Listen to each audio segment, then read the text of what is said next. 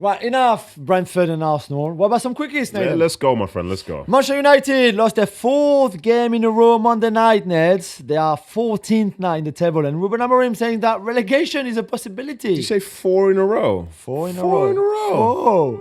That's interesting. And they've got Liverpool at the weekend. Yeah, that's not very nice. But although, to be fair, this is a good moment to possibly have a reaction going to your biggest rivals away from home. That's true. This is where it all begins, true. or maybe not. I think that game against Newcastle, especially the first half, was as bad as I've seen in a long time. It was terrible that first half. Bad as I've seen.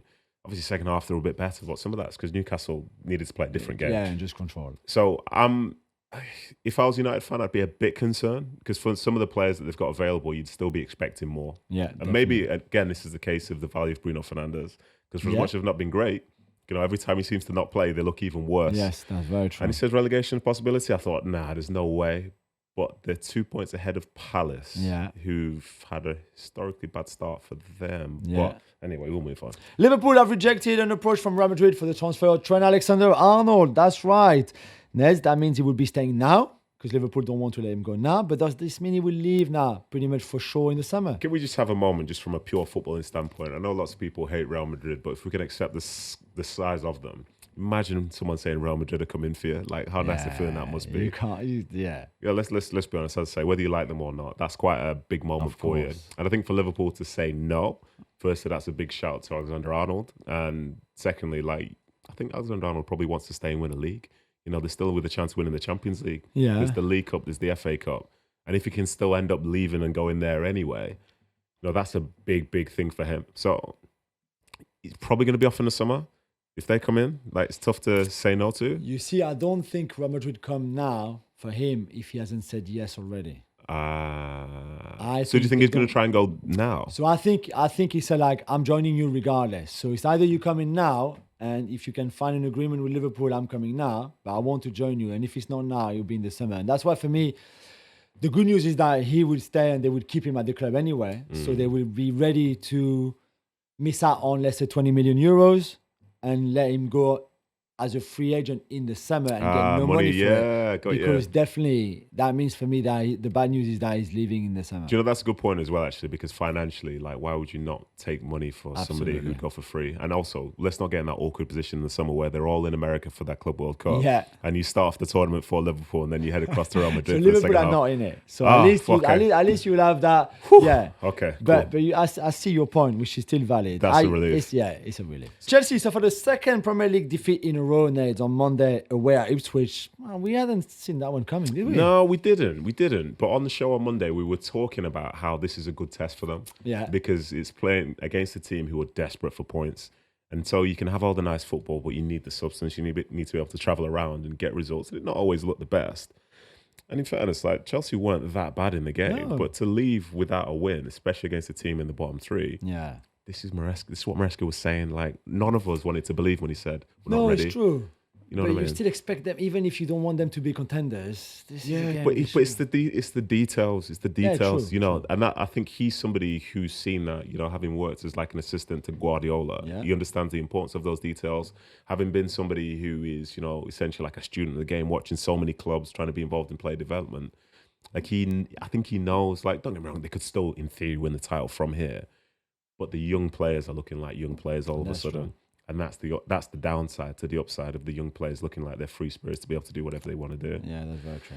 More bad news for West Ham, Neds, as they've lost Jared Bowen to a broken foot. Yeah, and that's their captain as well for this indifferent season that they've had. I think he's possibly their top scorer. I think for the style of play that he has, he can definitely bail them out of situations because Lopetegui's felt enough pressure as it is anyway. I think a lot of West Ham fans they'll be sad to see him be out. Do you know how long he's going to be out for? I don't know. It's a broken foot, so it should be at least 6 weeks, I would think. Maybe a little bit less. Yeah, that is a huge shame. But then I suppose we can talk about positive as well. Mikel Antonio back from hospital. Yeah, good for him. We wish him all the best. After his car crash. But personally, so Man City play West Ham this weekend. Yes. I'm quite happy Jared Bowen's out. Oh my God. He's good, man. He's good. So I wish him all the best after this weekend. How about that? Is that me being honest? That's okay. Yeah. I like when you're honest. Mateus Cunha has been banned for 2 matches, Neds, after his antics, remember, against at the end of the Ipswich game. What was he did again? He ripped the glasses off the security guy guard's from face. Ipswich, yeah. Yeah, listen, we've all been in a position where we've been frustrated, but most of us tend not to go towards other people and do those sorts of things. And it's a big blow for Wolves, very, very big blow, because he's their informed player. He's their he's guy. Probably their player of the season, and to be out for 2 games now, something so self-inflicted as well. Like, he didn't have to do it. I know. You could make the case that, like, is he lucky that it's just 2? Like, what does 2 mean? You tend to see 1s or 3s.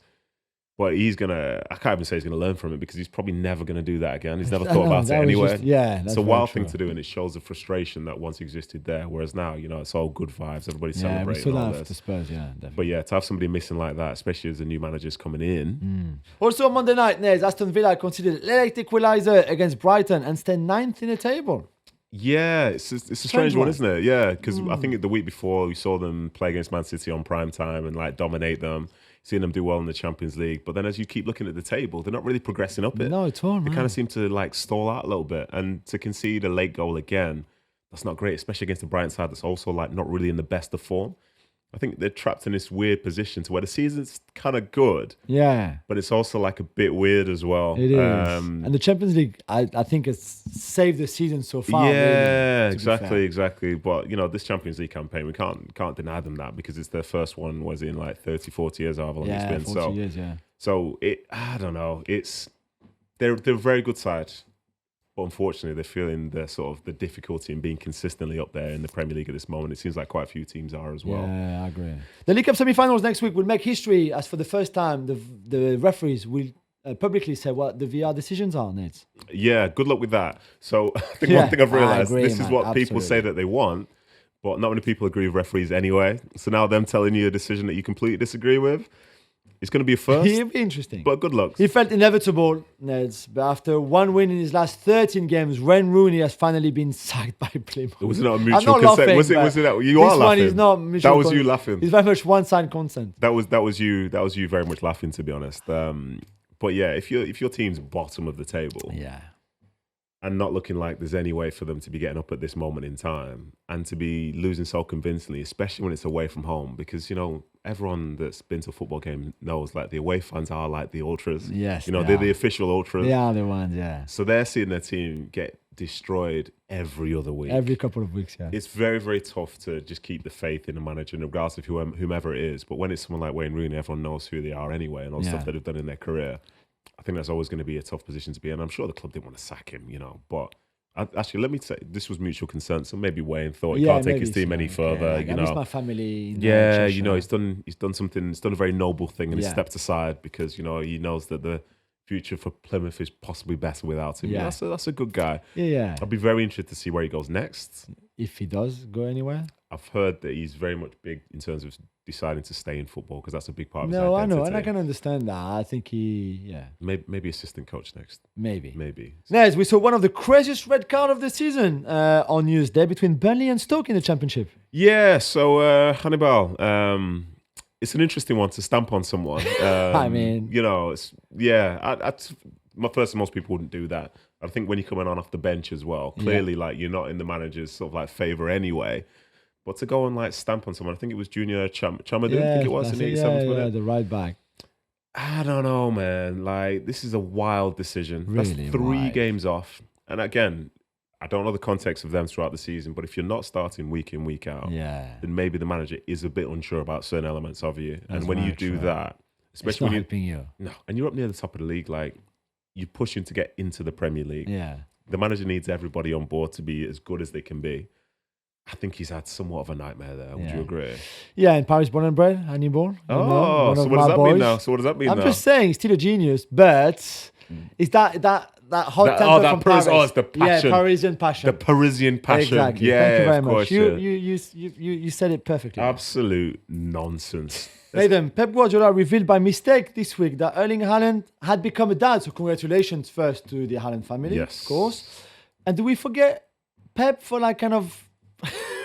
I'm sure Erling and his girlfriend had a way of they wanted to announce it to the world. Yeah, it's not quite the big reveal as such, is it, that you're looking for? But, you know, at least for me, I'll try and spin it, you know, with my blue hat on and say it's positive that the manager knows that somebody's had a child. Yeah. And, you know, they care about them. Yeah. Yeah, exactly. That's the love. He showed the love. Yeah, he showed the love, but I prefer to show it like after other people have shown it who are more important with that baby's life, like maybe the father or the mother. But you know, we all make mistakes. Exactly. We all make mistakes, but not everyone makes a mistake in front of a camera. That's very true. So, Jules, we know you are not the biggest fan, but are you happy for Gareth Southgate becoming a Sir?